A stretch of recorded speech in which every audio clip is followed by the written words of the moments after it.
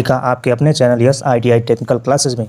तो आज हम आपको बताने वाले हैं कि ITI का स्कॉलरशिप का फॉर्म आप कैसे भरेंगे। इसके बारे में हम पूरी डिटेल से आपको बताएंगे, तो वीडियो को अंत तक देखिएगा और स्किप बिल्कुल भी नहीं करिएगा।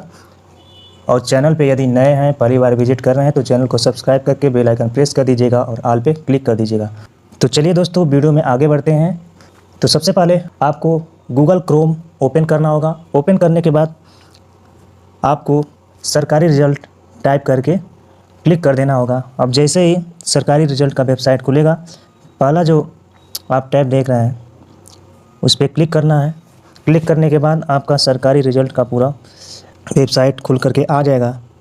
इम्पोर्टेंट ऑप्शन आपको दिख रहा होगा, इसी में आपको यूपी स्कॉलरशिप का फॉर्म भरने के लिए एक लिंक दिया गया है जिसमें लिखा होगा यूपी स्कॉलरशिप ऑनलाइन फॉर्म 2023। तो दोस्तों इसी पे हमको क्लिक कर देना है। तो चलिए क्लिक करते हैं। अब जैसे आप क्लिक करेंगे, आपका स्कॉलरशिप का वेबसाइट खुल करके आ जाए। धीरे धीरे नीचे आपको स्क्रॉल करना होगा। स्क्रॉल करने के बाद आपको ऑप्शन मिल जाएगा ऑनलाइन रजिस्ट्रेशन। तो इस पर आपको क्लिक हेयर पे क्लिक कर देना है। तो चलिए क्लिक हेयर पे क्लिक करते हैं। अब जैसे आप क्लिक करेंगे, आपके सामने यूपी स्कॉलरशिप का वेबसाइट होम पेज खुल करके आ जाएगा।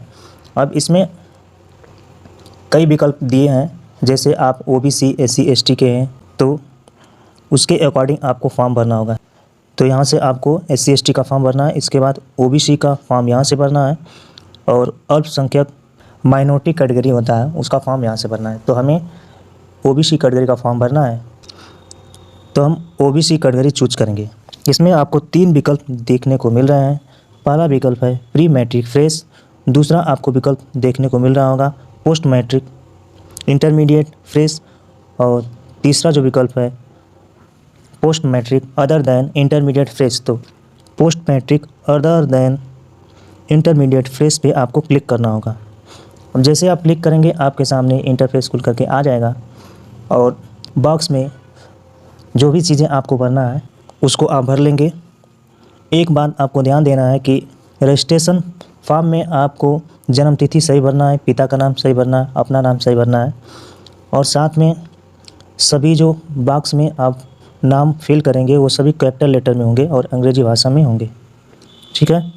इसके बाद आप जब पासवर्ड बनाइएगा, तो पासवर्ड बनाते समय आपको ध्यान देना है कि कम से कम एक अक्षर बड़ा होना चाहिए, एक अक्षर विशेष होना चाहिए। जैसे विशेष में आपका @ होता है, हैज होता है, डॉलर होता है, एंड होता है, ये सब विशेष वर्ड हैं। तो इनको भी, इनमें से भी एक आपको चूज करना है, और साथ में आपको अंक भी चूज करने हैं। तो चलिए फॉर्म को फिलअप करते हैं। सबसे पहले यहाँ पे आपको डिस्ट्रिक्ट भरना है, शिक्षण संस्थान आप किस ITI से आप ITI कर रहे हैं उसका नाम भरना है। इसके बाद आप किस वर्ग के हैं, OBC के हैं तो OBC भरिए। वैसे मैं OBC का फॉर्म भर रहा हूँ।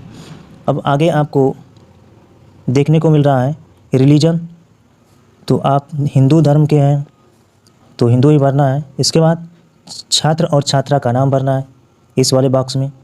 इसके बाद आपको 6 नंबर में आपको मोबाइल नंबर भरना है। 7वें नंबर में आपको हाई स्कूल का वर्ष भरना है कि आप हाई स्कूल किस वर्ष में पास किए थे, इस बॉक्स में भरना है। इसके बाद आपको हाई स्कूल का अनुक्रमांक भरना है। जब भी आप अनुक्रमांक भरिएगा तो यदि अंक है तो आपको इस बॉक्स में भरना है, यदि आपके पास वर्ड है तो इस बॉक्स में भरना है। अब जब भी आप पासवर्ड बनाइएगा, तो जैसा कि पहले भी बताया कि आपको पहला अक्षर कैपिटल में लिखना है। इसके बाद कुछ आपको अंक लिखने हैं। इसके बाद विशेष वर्ड लिखने हैं, जैसे हैज हो गया, डॉलर हो गया, एंड हो गया। अब ये सब भरने के बाद आपको दोबारा फिर से आपको पासवर्ड भरना होगा। इसके बाद आपको दिख रहा होगा यहाँ पे कैप्चा को इस बॉक्स में भर देना है। जैसे कैप्चा लिखा है वैसे आपको भरना है। इसके बाद आपको दिख रहा होगा जनरेट OTP, तो जनरेट OTP पे आपको क्लिक करना है। तो इस तरह से आपको फॉर्म भरना है। तो चलिए मैं फॉर्म को फिलअप करके बताता हूँ कैसे कैसे फॉर्म आपको भरना है। तो सबसे पहले हमको ज़िला भरना है, तो ज़िला अपना चूज कर लेते हैं। जैसा कि मेरा ज़िला है मऊ, तो मैं मऊ फिल कर दिया। इसके बाद आपको भरना है शिक्षण संस्थान, आपका ITI कौन सा है, ITI का नाम क्या है। इसमें ITI का नाम आपका दिया होगा, जिस ज़िले के होंगे वो ज़िला चूज करेंगे तो उस ज़िले से संबंधित सारी ITI कॉलेजों का नाम आपको दिख जाएगा। तो मेरे ITI कॉलेज का नाम मिल गया और मैंने इसको सेलेक्ट कर लिया। इसके बाद कौन से जाति के हैं, हालांकि मैं अन्य पिछड़ा वर्ग का फॉर्म भर रहा हूँ, अन्य पिछड़ा वर्ग सेलेक्ट कर लेना है। आपका हिंदू धर्म है तो उसको सेलेक्ट कर लीजिए। इसके बाद आपको अपना नाम लिखना है, तो इस तरह से नाम भी फिलअप कर लिया। इसके बाद आपको मोबाइल नंबर लिखना है। मोबाइल नंबर जो आपका होगा वो मोबाइल नंबर आपको टाइप करना होगा। इसके बाद आप किस ईयर में पास, हाई स्कूल जिस ईयर में पास होंगे वो आपको चूज करना पड़ेगा। इसके बाद हाई स्कूल किस बोर्ड से किए हैं, तो मैंने हाई स्कूल यूपी बोर्ड से कर रखा है, तो यूपी बोर्ड चूज करना है, तो यूपी बोर्ड चूज करेंगे। इसके बाद हाई स्कूल में आपका रोल नंबर कितना है, अनुक्रमांक कितना है, तो अनुक्रमांक जो होगा आपको अपना चूज करना पड़ेगा। इसके बाद आपको पासवर्ड बनाना है। पासवर्ड बनाते समय आपको ये ध्यान रखना है कि जो पहला आपका अक्षर होगा वो कैपिटल लेटर होगा। इसके बाद जो आपका शेष अक्षर होगा वो स्मॉल होगा। इस तरह से मैंने पहले खाने में पासवर्ड फिल कर लिया है। अब सेम पासवर्ड आपको दूसरे खाने में भी फिल करना है। तो दूसरा खाना भी फिल कर लिया है और अपना पासवर्ड जनरेट कर लिया है। अब इसके बाद आपको कैप्चा कोड भरना होगा इस खाने में। जैसे ही कैप्चा कोड आप फिल कर लेंगे, एक बार आप पुनः इसको मिलान कर लेंगे कि जो मैंने फॉर्म में भरा है क्या वो सही है कि नहीं। इसके बाद जनरेट OTP पे क्लिक करिए। अब जैसे ही जनरेट OTP पे क्लिक करेंगे आपको OTP भेजा जाएगा आपके मोबाइल नंबर पे। तो जो आपका OTP होगा मोबाइल नंबर पे उसको इस वाले बॉक्स में आपको क्या करना है, फिल कर लेना है। ठीक है, इसके बाद फिर आपको कैप्चा कोड यहाँ पे फिल करना है। तो चलिए OTP फिल करते हैं। तो जैसा कि आप देख पा रहे हैं कि मैंने OTP और कैप्चा कोड फिल कर लिया है। अब फिल करने के बाद आपको क्या करना है कि आप देख पा रहे हैं submit OTP and process registration, तो इस पर आपको क्लिक करना है। जैसा कि मैंने क्लिक कर दिया है और ये पेज खुल करके आ रहा है। तो इस तरह से आपका पहला स्टेप फिल हो गया है।